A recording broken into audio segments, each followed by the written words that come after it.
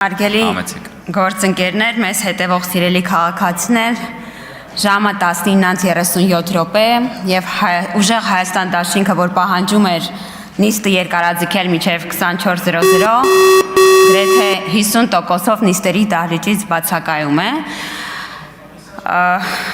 Այստեղ չէ նաեւ մի րոպե, ներողություն։ Արգելի գործընկերներ, խնդրում եմ սեպարատ քննարկումները դադարեցնել։ Խնդրում եմ քննարկումները դադարեցնել եւ վերադառնալ նորմալ ռեժիմին։ Այստեղ չէ նաեւ Հայաստան դաշինքի գրեթե 80%-ը եւ ամենակարևորը քննարկումներից բացակայում է այսօրվա երկրորդ կեսի հերոս, հանձնաժողովի նախագահի տեխնացու Հարություն Հարությունյանը, ով պետք է ըստ ժանրի կանոնների լսեր մեր ելույթները եւ արձագանքեր դրանց, արդյոք սա վերաբերմունք է խորհրդարանի նկատմամբ։ Գալիս է, բայց արդեն երկու ելույթ բաց է թողել, սա էլ մեր հայրենակիցների համար, բայց ես այստեղ երկար այս մասում չեմ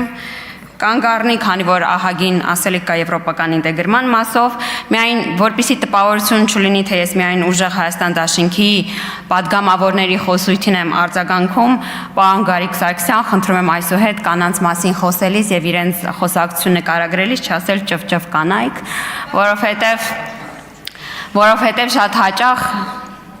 ճվճվում են տղամարդիկ, խոսքը մնում է կանանց հետ ածականը։ Ես առաջարկում եմ առհասարակ բառերի ընտրություն չպայմանավորել սերով։ Իսկ ինչ վերաբերում է եվրոպական ինտեգրման գործընթացին, հարգելի հայրենակիցներ, ես վստահ եմ, որ լռություն, հարգելի գործընկերներ, լռություն։ Շատերը գիտեն, մեզ հետևող փորձագետներ նույնպես գիտեն, եվրոպական ինտեգրման գործընթացը չի ավարտվում Եվրոպական միության անդամակցության։ Կան մի շարք եվրոպական ԵՄ անդամ պետություններ, որոնք շարունակում են եվրոպական ինտեգրման գործընթացը, որովհետև դա չվերջացող մինչև այս պահը գործընթաց է, որտեղ որ դիրեկտիվների պահանջով տնտեսությունները ուրեմն մոտարկվում են, օրենսդրությունը մոտարկվում է եւ ուրեմն ճիշտ չէ ասել, որ եվրոպական ինտեգրման հանգրվանը եվրոպական միության անդամակցությունն է։ Եվ որ մենք ասում ենք, որ մեզ մոտ կասկած է առաջանում, թե ինչու է ուժեղ Հայաստան խմբակցությունը ընտրել այս հանձնաժողովը, այս կասկածը էլ ավելի է խորանում, եւ որ մենք լսում ենք արդեն երկրորդ տեխնացուին։ Նախ մեղմ ասած չի պատկերացնում տեխնացուն ինչի մասին է եվրոպական ինտեգրումը, ինչպիսի առաքելություններ կան Հայաստանում, ինչպիսի առաքելությունների մաս կարող է լինել Հայաստանի Հանրապետությունը, որովհետև վստահ եմ, որ եթե պարոն Կարապետյանը լսելիս լիներ տեխնացուին, երբ որ տեխնացուն ասեց, որ կողմ է միանալ Եվրոպական միության առաքելություններին, այդ պահին արագ SMS կստանար, որում գրված կլիներ բացառությամբ Ուկրաինայում առաքելությանը։ Եվ պարոն Հարությունյան, քանի որ արդեն խոսք եք տվել, որ Եվրոմիության բոլոր դիտորդական առաքելություններին կողմ եք, եւ որ պահը գա խորհրդարանի կողմից համաձայնության տալու նման առաքելությանը, ես ակնկալում եմ, որ նաեւ Ուկրաինայում օրինակ է թե ինչ որ պահի քննարկում լինի նման առաքելության տեղակայմանը, դուք համապատասխան ձեր խոստմանը կողմ կքվեարկեք։ Պարոն Կարապետյան, դուք նաև նիստերի դահլիճում չէիք, հակառակ դեպքում Տիկին Ղաղրամանյանին վստահաբար կասեիք, որ Հայաստանի Հանրապետությունը չունի ասոցիացման համաձայնագիր Եվրոմիության հետ, ցավոք սրտի, իդեպ մեր իրավապայմանագրային հիմքը ՍԵՊԱ-ն է, որի կիրարկումն ապահովող միջկերատեսչական հանձնաժողովը արդեն փաստել է, որ դրա 60%-ը արդեն կիրարկված է։ Պարոն Կարապետյան, դուք նաև այս նիստերի դահլիճում չէիք, թե չէ հաստատ Տիկին Ղաղրամանյանին նաև SMS կգրեք, որ Եվրոմիության անդամակցությունը հացի հերթ չի, որովհետև ամեն անգամ գալիս այնպես եք նկարագրում, որ երկրները հերթում կանգնած են, դե միջև Հայաստանի հերթը գա, ուզում եմ ասել, որ Եվրոպական միության անդամակցությունը բլոկերով իրանց կողմից փաթեթների կատարումն է, եւ օրինակ մենք հիմա ականատես ենք լինում, որ Ալբանիան, որ Սերբիայից կարար կասկածներ, որ հետ կընկնի, բայց իր կիրարկումը ապահովում է շատ ավելի արագ, քան Սերբիան։ Եվ չի բացառվում, որ ինչ-որ մի պահի Հայաստանը կարող է առաջ ընկնել, օրինակ մեր տարածաշրջանային երկրներից Վրաստանից, որովհետև ասում եմ էլի, սա հացի հերթ չի, որ երկրներին sense հերթով ուրեմն վաճառեն կամ համաձայնեն այս գործընթացի մաս դառնալը։ Մյուս մեր անհանգստությունը գալիս է ոչ թե ձեր տեխնացուների ընտրությունից, այլ ձեր տեխնացուների խոսույթից եւ այստեղ հարց է առաջանում։ Իսկ կարող է դուք այս հանձնաժողովը ընտրել եք ոչ թե որպեսզի նպաստեք ինտեգրման գործընթացին, այլ վերահսկեք, որպեսզի Հայաստանը հանկարծ ինչ որ փուլից ձեր կողմից ընդունելի փուլից առաջ չանցնի։ Օրինակ, եթե ես անկեղծորեն ասեմ, ես կարծում եմ, որ դուք ընտրել եք այս հանձնաժողովը, որպեսզի հետևեք գործընթացին եւ հանկարծ այնպես չստացվի, որ հայտի ներկայացման պահին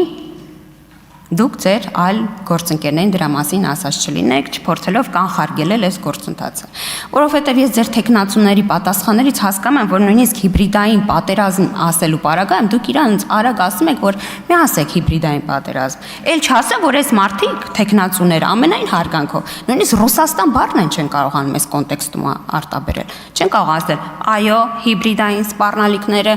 այս տեղեկատվական կոնտեքստում գալիս են Ռուսաստանից։ Այս բառ նախադասություն չէ։ Ես ես ասեմ դրանից անդին, օրինակ ես կասկած ունեմ, որ դուք նայել եք առայայի հարցումները, որտեղ որ մեր բնակչության 52%-ը կողմ է եվրոպական ինտեգրմանը եւ մտածել եք պոպուլար թեմա վերցնենք, մենք ցույց տանք, որ մենք ենք առաջ տանում։ Բայց միաժամանակ դուք եթե այդ առայայի հարցումները նայում եք, դուք պետք է նկատեք, որ մեր քաղաքացիները միամիտ չեն, իրենք որպես երրորդ սպառնալիք Ադրբեջանից եւ Թուրքիայից հետո նշել են Ռուսաստանը։ Մեր քաղաքացիներ գնահատում են, որ Հայաստանի Հանրապետության անվտանգային սպառնալիքները Թուրքիայից եւ Ադրբեջանից անդին գալիս են Ռուսաստանից։ Եվ սա առաջին անգամն է, որ հարցումներում երբևէ արված Ռուսաստանը դիտարկվել է որպես անվտանգային սպառնալիք։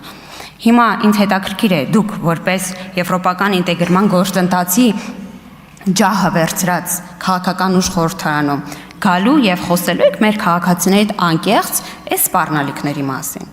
Ասում եմ դուք այս ամբիոնից չեք կարողանում ասել հիբրիդային սպառնալիքները գալիս էին Ռուսաստանից։ Ուկրաինան Եվրոմիության անդամակցության տեխնացու է եւ այս տրամաբանության մեջ դուք պետք է շատ նորմալ ընդունեք Զելենսկու այցը, որովհետեւ եթե դուք եվրոպական ինտեգրման հանձնաժողովն եք վերցրել, դուք չեք կարող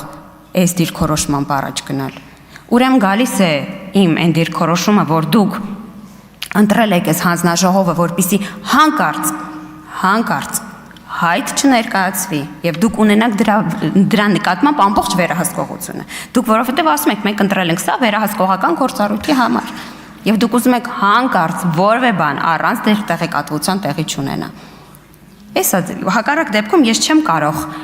գտնել ինքս իմ ներսում բացատրություններ, ինչու ձեր երկու տեխնացուները ամենամինիմալ մտքերը չեն կարողանում այստեղ արտաբերել։ Դուք ունեք այդ բացատրությունը։ Պարոն Հարություն Հարությունյանը չկարողացավ անվանել երկրորդ առաքելության անվանումը։ Մարդ, ով ուզում է ղեկավարել այս հանձնաժողովը, առնվազն բազային գիտելիք պետք է ունենա նրա համար, որպեսզի առաջ տանի այդ օրակարգը։ Այո, ասում եք դիվերսիֆիկացիա։ Դիվերսիֆիկացիան էլ եմ ասում, հնարավոր է ավելի խորացնել DCFTA ունենալով։ Ես երկու տեխնացուներին այս հարցը տվել եմ DCFTA-ի մասին։ Եվ թույլ տվեք ասել, որ քանի որ ձեր փոխկապակցվածությունը հարաբետականի հետ շատ ուժեղ է, սցենարը կրկնվելու ախր դուք ժպտում եք, բայց մենք 13 թվականը անցել ենք։ Սերժ Սարգսյանը չի ստորագրել ասոցիացիան համաձայնագիրը։ Սերժ Սարգսյանը ձեր պես գալիս եւ ասում էր, նույնիսկ չէր ասում 5 տարի, Ժորժ ջան, հա, ջերմուկի շիշ է, Վահագն Արսենյան, հետո։ Ես դες հիմա բովանդակություն եմ ասում, դուք ինձ ինչ եք պատասխանում։ Սա ի ցույց է դնում ձեր անլուրջ վերաբերմունքը։ Ես անուններից չեմ վախում։ Ես Մեսրոպ Մանուկյանի հետ պատրաստվում եմ գնալ դատախազություն։ Ժորժ ջան, չեք կարող մեզ այս ամեն ինչը տենց գալիս ասում եք, ձեզ թվում է մենք ինչ որ մեկին մեր թիմից պահելու ենք, եթե նա կոռուպցիայով զբաղվի։ Ես հիմա ձեզ ուղիղ հարց եմ տալի, մի ինձ շիշը ցուրտ տվեք։ Ես ասում եմ, դուք անում եք լրիվ նույնը։ Սերժ Սարգսյանը ես այդ ժամանակ ԱԳՆ-ում ստաժոր եմ։ Այսօր վապես Զորիկ Մնացականյանի դեմքը հիշում եմ։ 5 տարի այդ մարդը բանակցել եմ։ Շավարժ Քոչյանը հարցազրույցներ է տվել այս թեմայով։ Բացատրել է, թե ինչու է ԵԱՏՄ անդամակցությունը անտրամաբանական։ Դրան, եթե չեմ սխալվում, էլի մարդ Տիգրան Սարգսյանը, փոխվարչապետ։ Հսկական հոդվածներ կան, որ միջից պահը չեն ջնջվել, կան։ Այս մարդիկ ասել են, որ ասոցիացիան համաձայնագրի հետևից գնալու ենք։ ԵԱՏՄ անդամակցությունը անտրամաբանական է։ Սեպտեմբերի 3-ին Սերժ Սարգսյանը որոշում է կայացնում եւ ասոցիացիումից մնում է ՍԵՊ-ան։ Հիմա ես դες ուղիղ հարց եմ տալիս։ Մենք ՍԵՊ-ի կիրարկումն ապահովում ենք։ Որն է ձեր դիրքորոշումը DCFTA-ի վերաբերյալ։ Կներեք անգլերեն եմ անդադասում ազատ առևտրի համաձայնագիր։ Կարա, ես ասել եմ իմ դիրքորոշումը որն է։ Ես հորդորելու եմ, անելու եմ ամեն ինչ որպես հանձնաժողովի անդամ, որպեսզի դա իրականություն դառնա, Ժորժ ջան։ Ես չեմ ուզել ԵԱՏՄ հանձնաժողովի անդամ լինել։ Ես 8 տարի այս հանձնաժողովի անդամ եմ եւ իմ ամբողջ ներուժը, իմ մասնագիտական գիտելիքը ուղղել եմ DCFTA-ին։